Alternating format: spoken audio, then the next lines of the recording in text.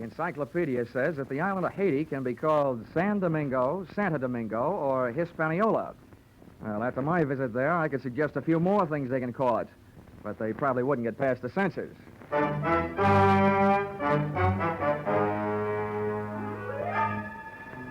This is another in the adventures of America's fabulous freelance insurance investigator, Johnny Dollar. At insurance investigation, Johnny Dollar is only an expert. At making out his expense account, he's an absolute genius.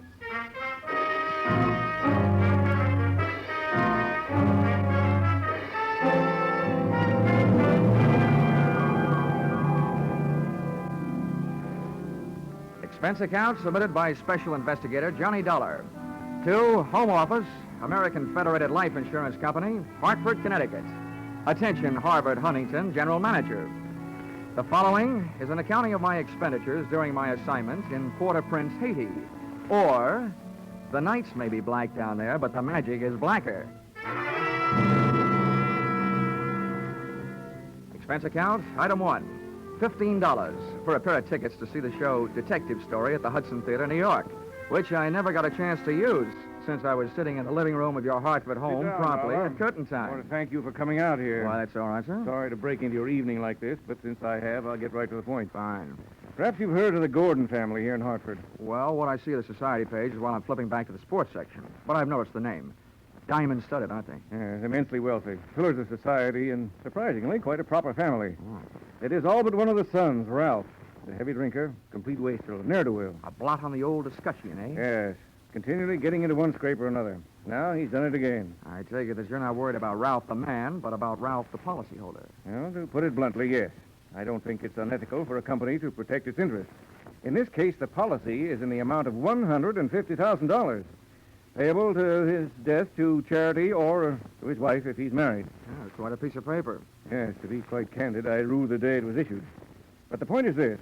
Ralph Gordon, at last report, is dying aboard his yacht at Port-au-Prince, Haiti. Oh, you don't need me, Mr. Huntington. You need the Mayo Clinic.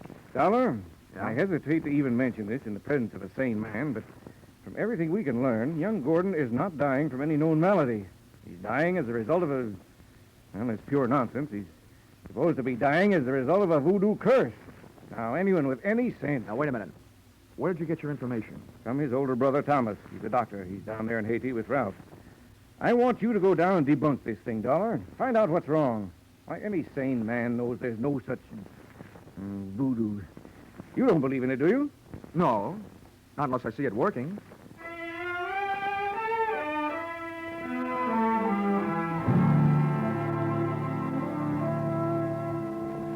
Expense account, item 2, $148.70, Hartford to Port-au-Prince via airplane. Expense account, item 3, $32.50, tropical clothes. They didn't fit me, but they fit the weather. And item 4, $25, spent while I browsed the waterfront bars in Port-au-Prince, looking for somebody who knew where the Gordon yacht was moored. Know about this When I found him, he not only knew that, he knew everything. Ask me first. My name's Cap Reagan, and I've been here since before repeal. Give up my citizenship, I did, with the help of a couple of prohibition agents. Oh, you don't say. Uh-huh. And I figure on sailing out my final days right here. What do you want with the Gordon craft? I want to see the owner, Ralph Gordon. How do I get to it? Oh, I reckon you pay me to row you out to her. My dinghy's down at the foot of the pier, just a short hail from where we're at. Oh, well, good. Come on, let's shove off then. Just wait till it down my ration here.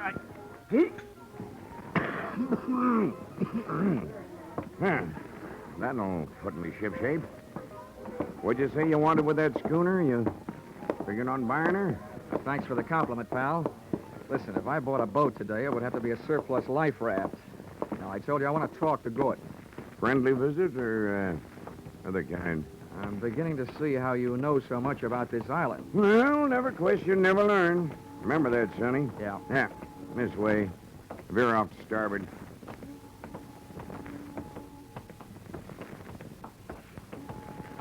No, sir. Never question, never learn. Yeah.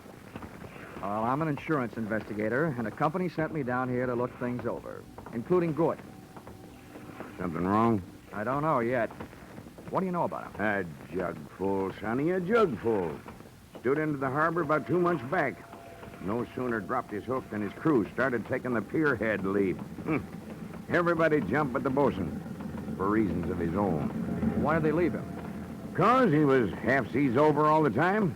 You navigate with sextant, a compass, and parallel rulers, sonny. Not with a double shot and a water chaser. You get the drift? Yeah, they were afraid to sail with him, huh? Aye, that's the line of it. And if you had ever piled into a reef, you'd feel the same. Yeah, here we are. Oh. That's my dinghy down at the bottom of that ladder. There's Gordon's yacht out there. You see her? Oh, yeah. That tug's passing the stern of her now. Yeah, say. That's a lot of boat. Yeah, she carries a suit of sail like a grain clipper. Wait till you see her close up. She's as dirty as a garbage scow.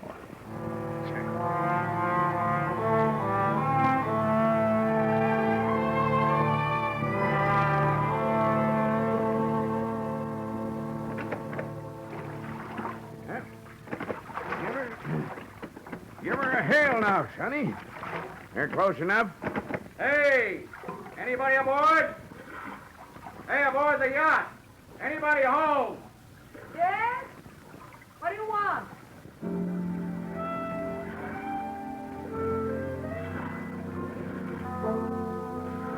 If the ship was dirty, I didn't notice. It may have had good lines, too, but it couldn't have touched what stood at the rail wearing clam diggers, an off-the-shoulder T-shirt, and a Caribbean tan. There's a rim hull for you. Yeah. That'll be his wife. His wife. Oh. Can I come aboard? Who are you? What do you want? I'm Johnny Dollar from Hartford. I want to talk to Ralph. Oh. Why, yes, then I guess you'll have to come aboard. Here. I'll swing the stern into the ladder. Okay.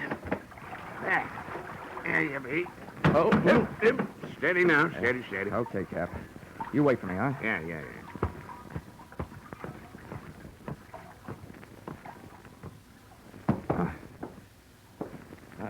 Well, how are things in Ralphie's old hometown? Cold. But not as cold as this reception. Don't let it throw you.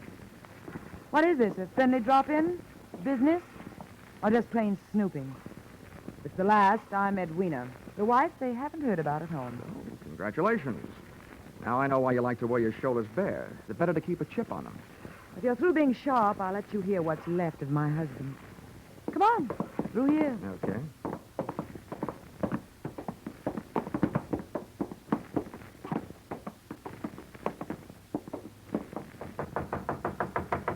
Hey, Ralph. Ralph, you've got a visitor from Hartford.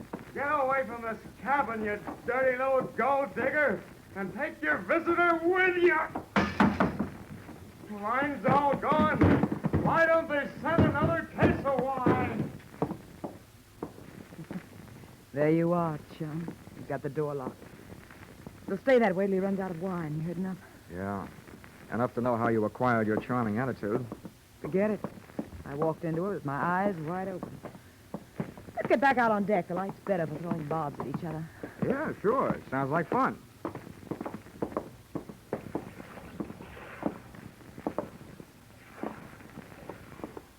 Well, do I have to help you off the boat? Not until you help me by answering some questions. I'm an insurance investigator, and I was sent down here by the company that holds a policy on your husband's life. Oh, what should I do, Faint? The story they got was that Ralph was dying from some kind of a voodoo curse. They don't believe it, neither do I. Why not? That might be true. Huh? Well, some old dame, they call her Maria Lascelles. She came out to the boat. She yelled some things at him, and when Ralphie threw a bottle at her, she swore she'd put a curse on him. How'd they hear about that back in Hartford? Ralph's brother, Dr. Thomas Gordon, told them. You know him? Yeah, we hate each other. I wonder why he told them. Maybe because he thought somebody who'd be better off with Ralph dead was using Maria Lascelles' curse as a cover-up. How would you stand as his widow? Get off this boat. Get off. Never mind the act. You're his beneficiary. Or didn't you know? I said get off. What's the trouble, Eddie? Oh, him. Yo, come here, will you? All right. Who's the boarding party? Just get him off him. I'll see you in my cabin. Sure, honey. Anybody get you this upset, it'll be a pleasure. Well, mate, do you walk or dive? Save your strength for the last scene, Goliath. I was just leaving.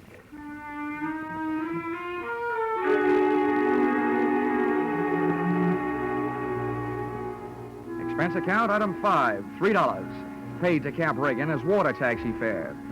Item 6, 80 cents. Land taxi fare to Hotel Francois.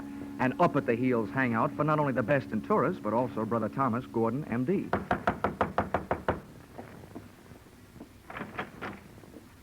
Yes? I'm Johnny Dollar, Dr. Gordon, from Hartford. Oh, yes, Dollar. I've been expecting you. They wired me you were coming down. Come in. Thank you. Oh, please make yourself comfortable. Could I offer you something? Nothing but some brotherly advice. Why, certainly. You know, I feel like a stupid fool for not being able to handle this thing myself. So now that you're here, you call on me for anything. Have you seen Ralph? I tried to, but he locked himself in his cabin. Tell me, as a medical man, how do you digest this voodoo curse story? Why, it's ridiculous. Good heavens, this is the 20th century. I do think that science doesn't know everything it would like to know about voodoo and black magic. There are stories supposedly true, but any victim would have to have a highly susceptible mind. Now, I know my brother, Mr. Dollar. His mind is susceptible only to his own whims and fancies. Well, then what's the matter with him? Now, that's it. I don't know. He's drawn within himself. He seems to be searching almost insanely for escape through alcohol. Hasn't anybody thought of putting him on the wagon? It's a horrible idea, but I've heard it works. I don't think this is the time for it. He's suffering mentally and needs release. Well, that leaves us with only one thing to think about. No matter how thin you cut it, it's still voodoo. Well, I'm a man of science, Mr. Dollar. I'd make hypocrisy out of all my knowledge and training if I attacked the problem from that direction. But please, you let me know what you learn,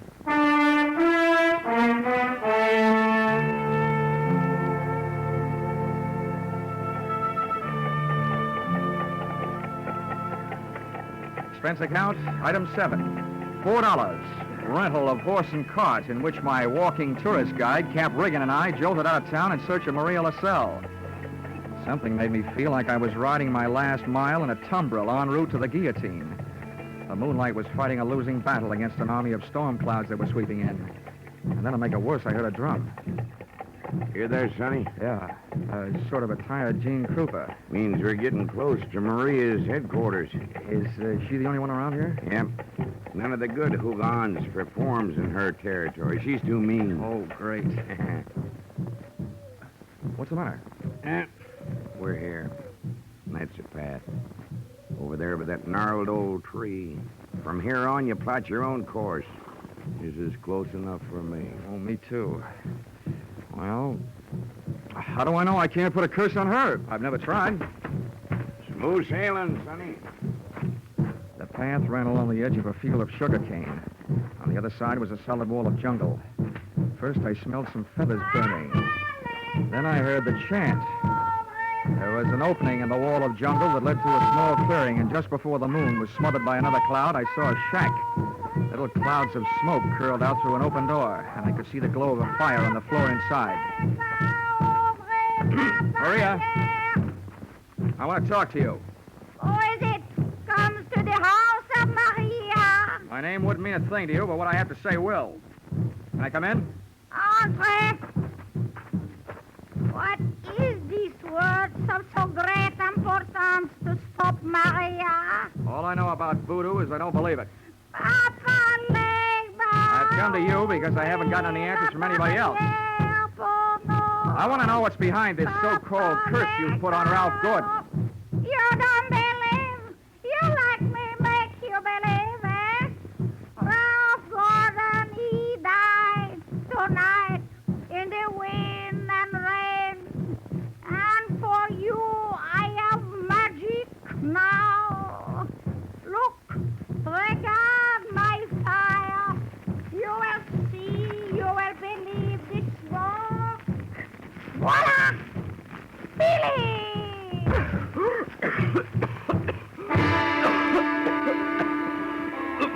I couldn't see what she'd thrown to the fire. She'd reached behind her for it. But when the smoke from it whirled around me, it seemed to grab my throat and squeeze. I stumbled back to the door. I hadn't believed in voodoo when I'd come in, but going out, I wasn't so sure.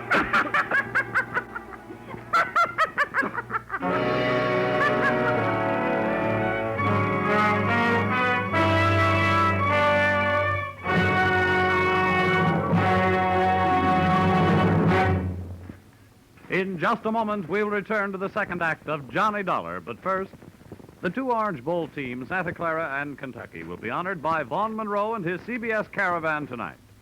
Vaughn and his great band will play favorite songs of the two Orange Bowl teams. Be sure to hear Vaughn Monroe's Caravan, followed by the Gene Autry Show on most of the same CBS stations tonight and every Saturday night. Now, with our star, Charles Russell, we return to the second act of Yours Truly, Johnny Dollar.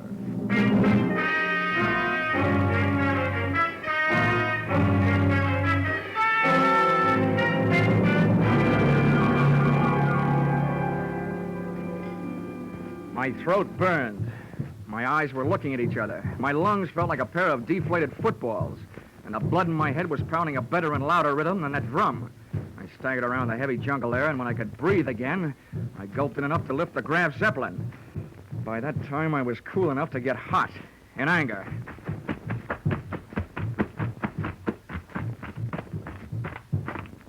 When I got back to the shack, Maria had either disappeared into space or flown the coop. The atmosphere was not quite deadly, and I crossed over to where she had been squatting. She hadn't left much of what she'd smoked me out with, but she'd left enough to swing things back from the world of black magic into the world of logic. A few shreds of photographic film on the dirt floor.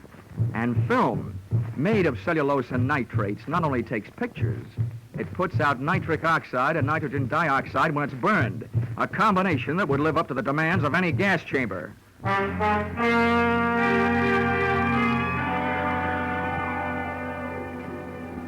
captain rowed me out to the Gordon yacht.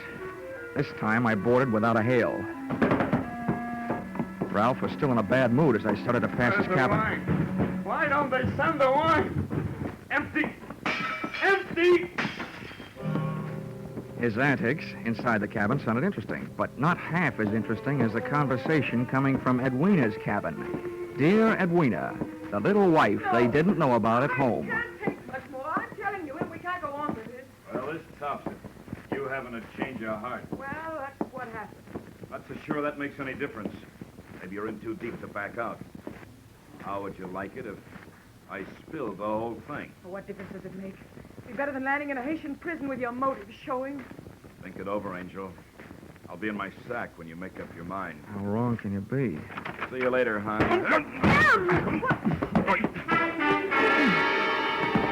Since I've been on the receiving end of so many surprise sluggings, this was almost a pleasure. What are you doing on this ship? Get off. Oh, no, not of that intriguing conversation I just heard. How much did you hear? If I added it to that gas assault Maria LaSalle threw at me, it'd be enough to nail you and Loverboy here for conspiracy to commit murder. Well, I don't know what you're talking about. Well, the point is, I know what you two were talking about. Oh, listen to me. You've got to believe me. I don't have to. But try me anyway. Well, I admit that him and I... Well, it was because Ralph turned into a wino after we were married. Oh, well, this probably marks the first time in history that an icicle melted in Port-au-Prince. Please let me finish. When my marriage went to pieces, I had to do something or go crazy. To see Ralph drinking up all the champagne on the island was just more than I could take. I was going to divorce him and leave with him, but we weren't going to murder him. Chapter 1 has so many holes in it, it would have been printed by a punch press. You don't worry about landing in prison with your motive showing when all you're planning is divorce. Oh, yes, you do when people are waiting for your husband to die under mysterious circumstances. That's why I was trying to make him go away. If Ralph died, who'd look any farther than the erring wife? Can you lock this cabin from the outside? Yeah? What are you going to do? You're not going to lock me in? No, just your playmate. You're coming with me. Where? To Maria LaSalle's. I want to catch your reaction when she sees you. You don't believe me. No. With $150,000 at stake, I don't even believe myself.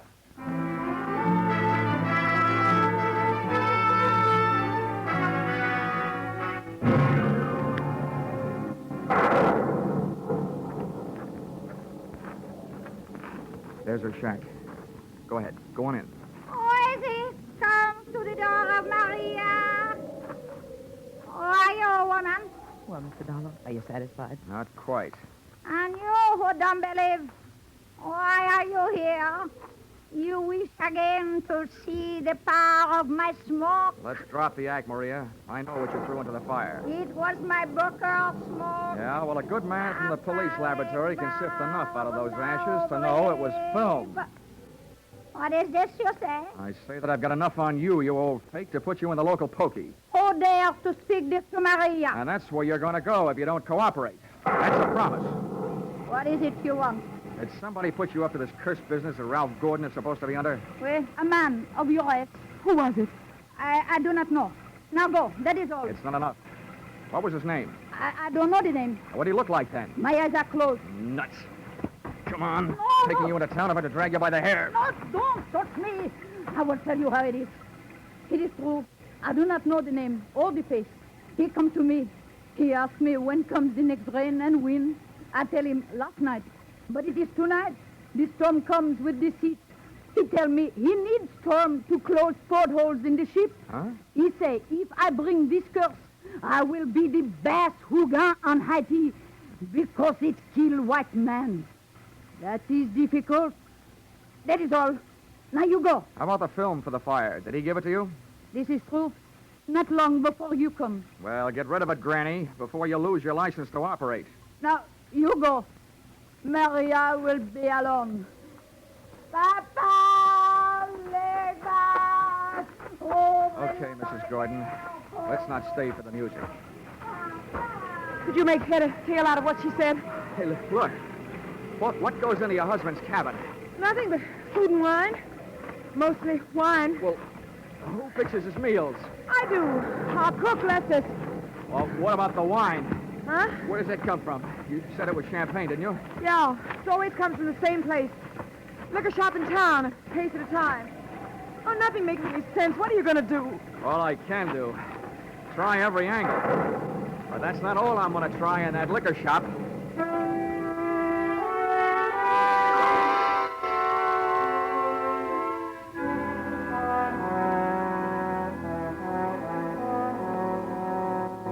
Expense account, item 8, $4.50. 2 quarts of rum, the purchase of which helped loosen the tongue of the proprietor who had been supplying Ralph Gordon champagne. Which wine? A case at a time, packed in dry ice. There is And no the doubt. words that poured out weren't exactly intoxicating, but they sent me staggering to the nearest phone.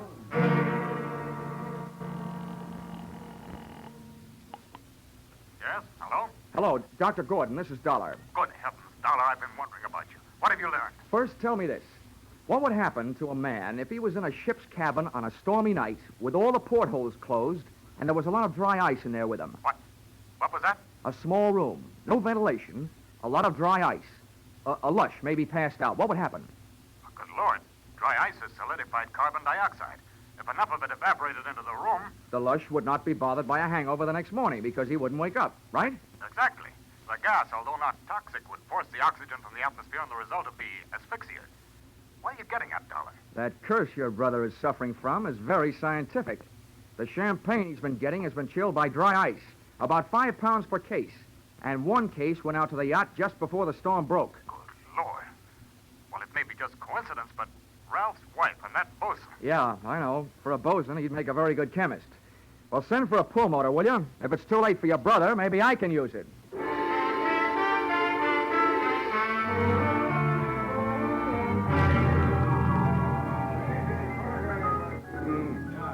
I'm a flying fish sailor. I hail from Hong Kong. Hey, Cap. Blow, Cap. blow. Come on, Cap. Ahoy, Sonny.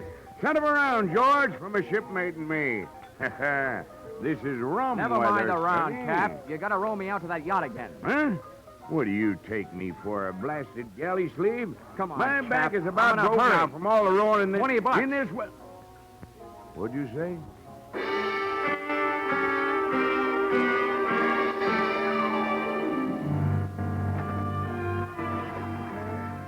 I didn't think it could rain any harder than it had, but it did. We would have been drier swimming. And the visibility was so bad, I would have had to have a seeing eye seal to find the ship. But about 20 minutes out, Cap spotted her riding lights. Here she lies, Sonny. We were on target. But so was somebody else. The searchlight stabbed out at us. Hey. This sounds like Prohibition days. Who's giving us a broadside? I can't tell yet. I'll lay a pelican hood over his head if I get my hands on him. Hey, Cap, what's the matter? Got my left leg. Cap, get down to the bottom. I'm going over the side. To me, swimming is a pastime to be practiced only under ideal circumstances, in a pool. and preferably in the company of a well-filled bikini suit. But there was nothing to do but swim, so I swam. I tried to remember how many shots had been fired, and that's where I made my mistake.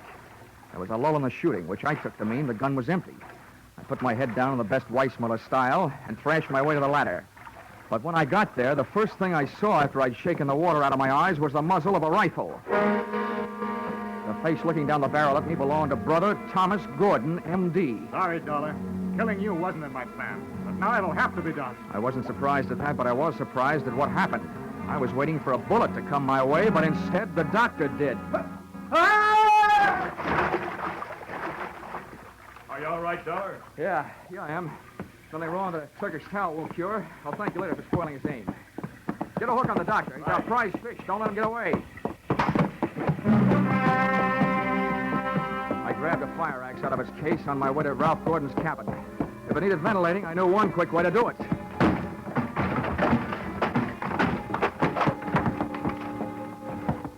I didn't check for oxygen. I took a deep breath, held it, and went in. The cabin was littered with wine bottles, and in one corner, in an open case, was the dry ice that was in the process of cooling Gordon off for good. He was stretched out on his bunk. I hefted him to my shoulder, used the last of my breath getting him out of there.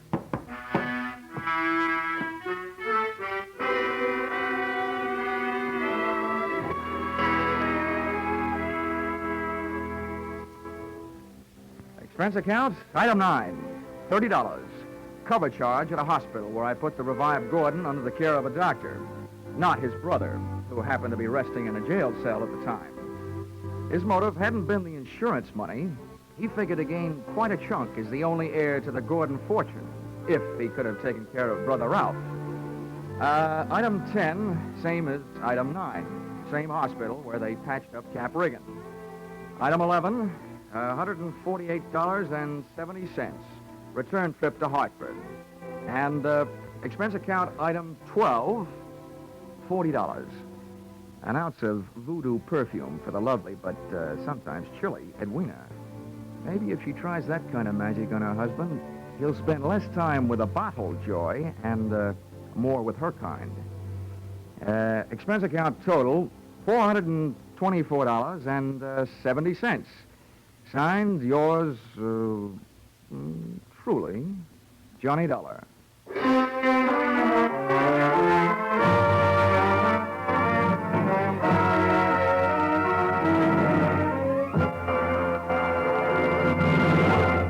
Yours truly, Johnny Dollar, stars Charles Russell. Tonight's script by Paul Dudley and Gil Dowd was produced and directed by Ralph Rose. Featured in the cast were Betty Lou Gerson, Sylvia Sims, Ben Wright, Ken Christie, Howard Culver, Dawes Butler, and Tim Graham. The special music is written and conducted by Leith Stevens.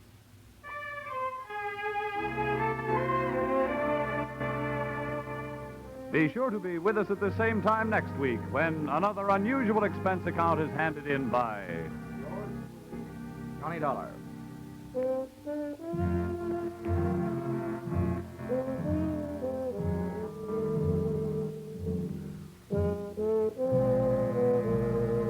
Were you right?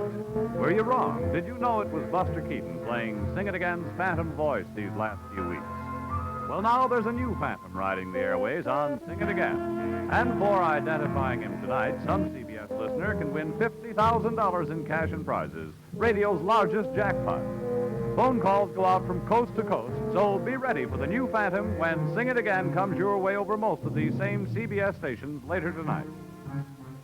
Now stay tuned for Vaughn Monroe's Caravan, which follows over most of these same CBS stations. This is CBS, where yours truly, Johnny Dollar, meets adventure every Saturday night, the Columbia Broadcasting System.